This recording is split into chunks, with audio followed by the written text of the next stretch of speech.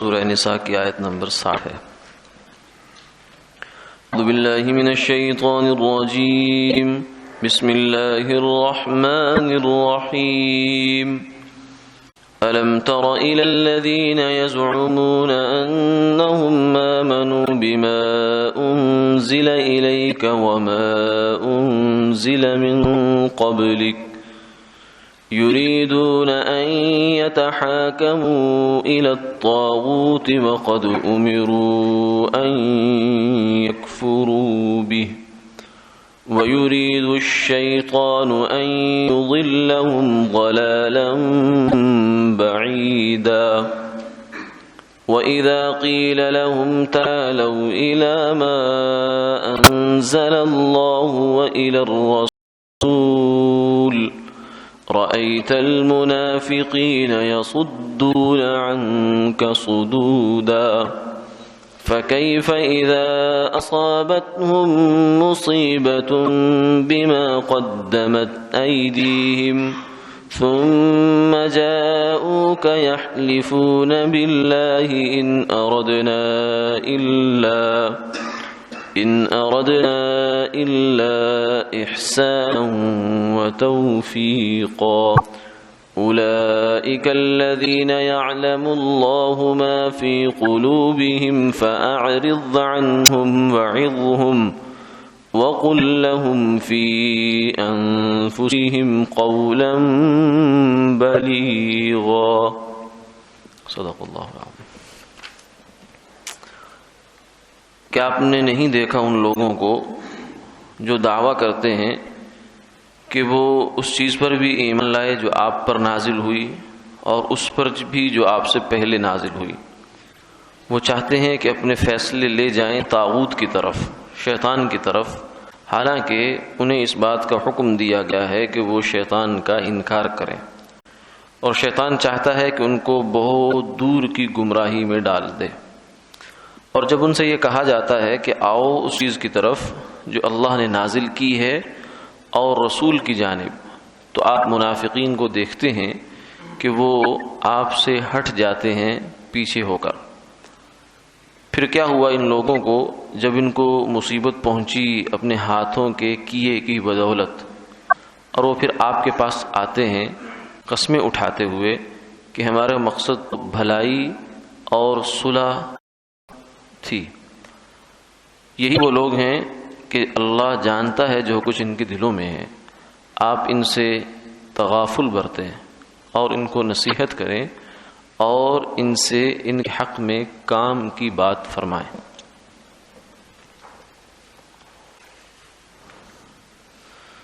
ان آیات مبارکہ کا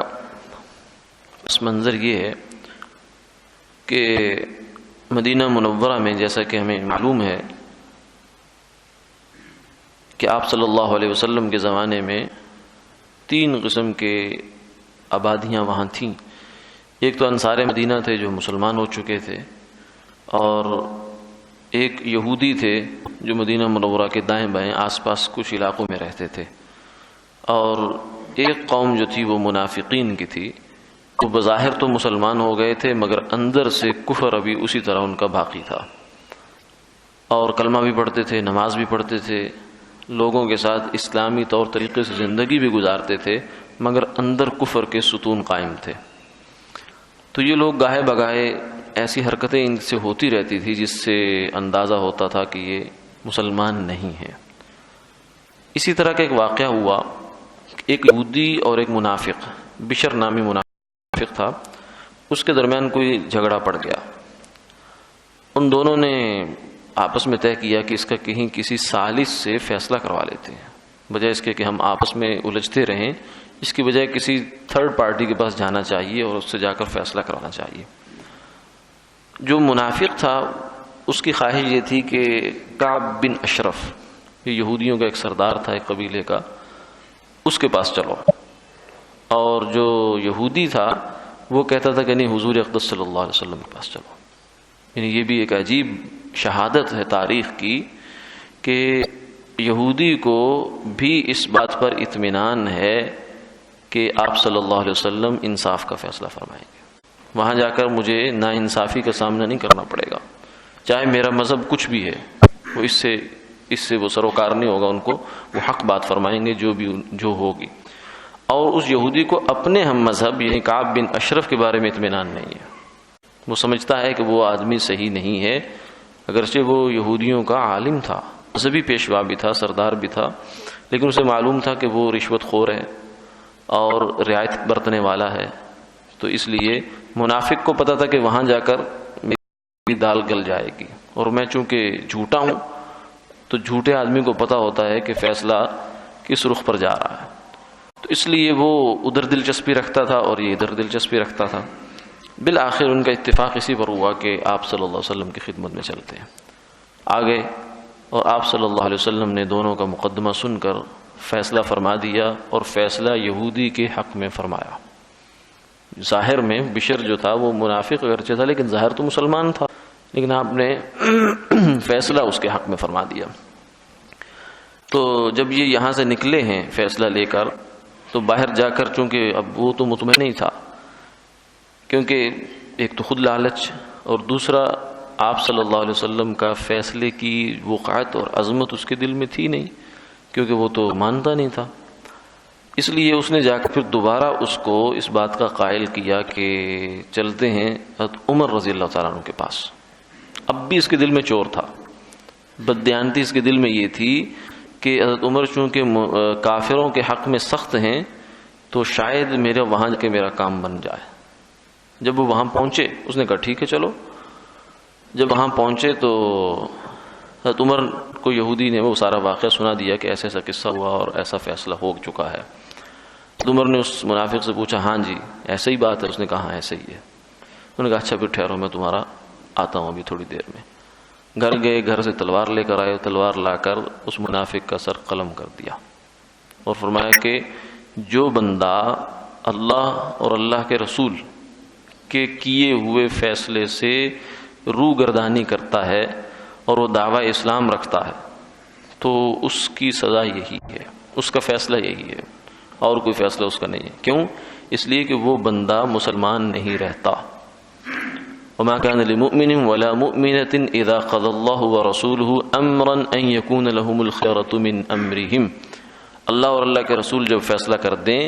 تو پھر کسی مسلمان کے لیے کوئی وہاں روگردانی کی گنجائش نہیں بچتی۔ کیوں؟ اس لیے کہ اس کے علاوہ حق ہو نہیں سکتا جو اللہ اور اللہ کے رسول نے فیصلہ کر دیا ہے۔ اس لیے یہ اب اگر اعتراض کرتا ہے کوئی اللہ کے رسول کے کیے ہوئے فیصلے پر تو وہ مسلمان نہیں ہو سکتا، وہ کافر ہو سکتا ہے، منافق ہو سکتا ہے، مسلمان نہیں۔ تو یہ اگرچہ بشر جو ہے وہ منافق تھا، لیکن اس طرح اس کا نفاق کھل گیا، اس کو کفر ظاہر ہو گیا خود اپنے اقرار سے، اپنے قول اور قرار سے۔ اس لیے عمر رضی اللہ عنہ نے اس کو جو ہے وہ قتل کر دیا۔ اور پھر جو اس کے وارث تھے، اس کا قبیلہ تھا، قوم قبیلہ، وہ حضور کی خدمت میں آ گئے اور آ کر کہنے لگے کہ حضرت عمر رضی اللہ عنہ نے ہمارے بندے کو بے گناہ قتل کر دیا ہے۔ حضرت عمر رضی اللہ عنہ کو آپ نے بلایا تو انہوں نے فرمایا یا رسول اللہ میں نے تو اس وجہ سے مارا ہے کہ آپ نے فیصلہ فرمایا تھا اور میں نے اس سے پوچھا تھا اور اس نے اقرار کیا کہ ہاں فیصلہ تو آپ نے یہی فرمایا ہے۔ تو میں نے کہا پھر اب اس کے بعد آگے کوئی فیصلہ نہیں ہے، یہ آخری فیصلہ ہے۔ اس کے بعد جو فیصلہ تھا وہ میں نے اس کو سنا دیا۔ تو آپ صلی اللہ علیہ وسلم پھر جبریل علیہ الصلوۃ والسلام وحی لے کر نازل ہوئے اور یہ آیات نازل فرمائی۔ اور اسی موقع پر روایات میں آتا ہے کہ جبریل نے حضرت عمر رضی اللہ عنہ کو فاروق کا لقب عطا فرمایا۔ فاروق کا مطلب ہوتا ہے حق اور باطل کے درمیان فرق کرنے والا، امتیاز کرنے والا، بالکل لکیر کھینچ دینے والا کہ یہ حق ہے یہ باطل ہے۔ تو عمر رضی اللہ تعالیٰ عنہ نے یہ لکیر کھینچ دی کہ اللہ اور اللہ کے رسول کے کیے ہوئے فیصلے کو نہ ماننے والا مسلمان نہیں ہو سکتا۔ فرق کر دیا، فاروق آپ کا لقب، یعنی بہت زیادہ فرق کرنے والا۔ تو یہاں کی آیات میں یہ تقریباً جتنی آیات آج ہم نے پڑھی ہیں اس میں یہی قصہ چل رہا ہے۔ فرمایا کہ جو لوگ ان کا دعویٰ ہے یعنی منافقین ہیں، وہ کہتے ہیں ہم مسلمان ہیں، سابقہ کتابوں پر ایمان رکھتے ہیں، اس کتاب پر بھی رکھتے ہیں، لیکن اس کے باوجود ایمان کے تقاضے پر عمل کرنے کو تیار نہیں ہیں۔ وہ چاہتے ہیں کہ طاغوت کے پاس اپنا فیصلہ لے جائیں۔ طاغوت لغت میں شیطان کو کہتے ہیں، لیکن یہاں اس سے مراد شیطان بھی ہے اور کعب بن اشرف بھی ہے، کیونکہ شیطان ہو یا کعب بن اشرف ہو، یہ صرف ٹائٹل کا فرق ہے، ورنہ حقیقت دونوں کی ایک ہے کہ اللہ اور اللہ کے رسول کے مقابلے میں جو بھی ہے وہ شیطان ہی ہے۔ وقد امروا ان یکفروا بھی، فرمایا کہ اللہ کی جانب سے تو ان کو حکم یہ تھا کہ شیطان کا انکار کرو، کفر کرو، طاغوت کا انکار کرو، لیکن یہ بجائے اللہ کے رسول کے طاغوت کو مانتے ہیں، اور شیطان اس راستے سے ان کو بہت دور لے جائے گا، ان کو پتہ بھی نہیں چلے گا کہ ہم اپنی اصل راستے سے، اصل منزل سے کتنے دور ہو گئے۔ اور جب ان سے یہ کہا جاتا ہے، یعنی ان منافقین سے، کہ اللہ کے رسول کے جو فیصلہ ہے اس کو مانو، تو یہ اس سے ہچکچاتے ہیں، پیچھے ہٹتے ہیں، پہلو تہی کرتے ہیں، رک جاتے ہیں، تو یہ علامتیں مسلمان کی نہیں ہیں۔ اور پھر اس کے نتیجے میں جب ان کو مصیبت پہنچتی ہے، مصیبت سے مراد وہی جو عمر رضی اللہ تعالیٰ کے ہاتھوں سے اس کا قتل ہوا،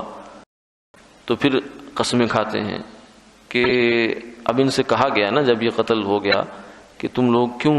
حضور کے فیصلے کو چھوڑ کر کیوں گئے تھے دوسری طرف، تو کہنے لگے کہ اصل میں ہمارا مقصد یہ تھا کہ شاید کوئی صلح کی صورت پیدا ہو جائے، یعنی حضور نے تو فیصلہ دے دیا نا، لیکن صلح کی صورت پیدا ہو جائے، چلو کچھ لو کچھ دو، کچھ یہ پیچھے ہٹے کچھ وہ آگے بڑھے، تو اس کے نتیجے میں کوئی چلو بیچ کی صورت بن جائے گی، تطبیق کی صورت بن جائے گی، موافقت ہو جائے گی، تو ہم تو یہ چاہتے تھے۔ حالانکہ یہ بھی جھوٹ تھا ان کا، یہ نہیں چاہتے تھے قطعاً۔ اگر صلح کرنی ہوتی تو پھر تو صلح تو عدالت سے پہلے ہوتی ہے، فیصلے سے پہلے ہوتی ہے، تو پہلے کر لیتے۔ یہاں تو مقصد کچھ اور تھا کہ حضور کے فیصلے کو گویا چیلنج کرنا چاہتے تھے۔ فرمایا اولئک الذین، یہ واقعہ بیان کرنے کے بعد آگے منافقین کے بارے میں جو اللہ کا حکم تھا اس کا تذکرہ ہے، کئی اور جگہوں پر بھی اس کا تذکرہ ہے کہ یہ جو منافق تھے باوجود کہ آپ صلی اللہ علیہ وسلم کو اللہ نے بتا دیے تھے یہ منافق ہے، یہ منافق ہے، یہ منافق ہے، اور آپ نے حضرت حذیفہ رضی اللہ تعالیٰ عنہ کو بتا دیا تھا اور ان کو رازدان بنایا تھا، کسی کو نہیں بتانا، اور بتایا اس لیے تھا کہ کہیں کوئی بڑا مسئلہ نہ بن جائے۔ اسی لیے تو عمر رضی اللہ تعالیٰ عنہ جب کسی کو گورنر بنایا کرتے تھے تو اس بات کا بہت خیال رکھا کرتے تھے کہ کوئی منافق آدمی کو میں کہیں اپنا عہدہ نہ دے دوں، حالانکہ مسلمان ہے، ظاہر میں مسلمان ہے، حقیقت میں تو نہیں، لیکن اس لیے کہ جو بندہ مسلمان نہیں ہے، مسلمانوں کے امور کا جب آپ اس کو ذمہ دار بنا دیں گے تو اس سے کوئی انسان تسلی نہیں رکھ سکتا کہ وہ کچھ بھی کر سکتا ہے، بالخصوص کلیدی عہدہ کہ جس کی غلطی چھوٹی غلطی نہیں ہوتی، پھر وہ نسلوں کو بھگتنی پڑتی ہے۔ تو عمر جب گورنر بناتے تھے تو حضرت حذیفہ سے پوچھتا کرتے تھے، بعض دفعہ ایک دفعہ پوچھا کہ میرے گورنروں میں کوئی منافق تو نہیں ہے؟ حضرت حذیفہ نے فرمایا ایک ہے۔ فرمایا بتاؤ، اور نہیں بتاتا نہیں ہوں، مجھے حضور نے میرے ساتھ جو ہے وہ مجھے حکم دیا تھا کہ بتانا نہیں ہے کسی کو، خود پہچانو۔ حضرت عمر نے خود پہچانا اور ایک گورنر کو معزول کر دیا، ایک گورنر کو، اور پھر پوچھا ہاں جی، تو حضرت حذیفہ نے کہا ٹھیک کیا، بس اتنی تصدیق کر دی کہ ٹھیک کیا۔ لیکن تو اس سے ہمیں یہ بات بھی معلوم ہوتی ہے کہ مسلمانوں کے امور کو غیر مسلم اور منافق کے حوالے کرنا یہ خطرناک بات ہے۔ یہ ایک عام طور سے جنرل ٹرینڈ چل پڑتا ہے کہ جو کوئی حرج نہیں ہے، ہم نے تو اس سے کام ہی لینا ہے،